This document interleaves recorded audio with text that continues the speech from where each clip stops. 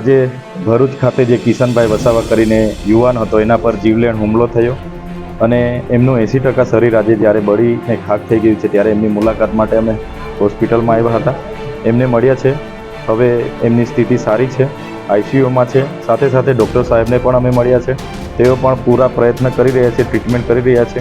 છતાંય 45 થી 50 દિવસ સુધી અહીંયા રાખવા પડે એમ છે અને ખર્ચો પણ મોટો છે. ત્યારે અમે એમના પરિવારને સાંત્વના આપી છે અને સાથે સાથે અમારા ગ્રુપ થકી જે પણ આર્થિક મદદરૂપ જેટલું પણ થશે અમે બધા મદદ કરવાના છે અને કિશનભાઈ જલ્દી ને જલ્દી સારા થાય અમારા પ્રયત્નો રહેશે.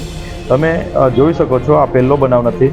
આવા કેટલાય બનાવો છે જેમાં આદિવાસી યુવાનોને, આદિવાસી વિદ્યાર્થીઓને આવી જ રીતના ટાર્ગેટ કરવામાં આવે છે અને ટાર્ગેટ કર્યા બાદ એનું કોઈ નિરાકરણ નથી આવતું.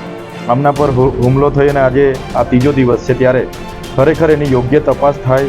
જે પણ એમના પર હુમલો કરનાર છે એના પર કડકમાં કડક કાર્યવાહી કરવામાં આવે, જેથી કરીને આવા બનાવો આવનાર ભવિષ્યમાં ના બને. એ બાબતે પણ અમે અહીંના તપાસ અધિકારી સાથે વાત કરીશું, એસપી સાથે વાત કરીશું અને એમને ન્યાય આપવાનું કામ કરીશું.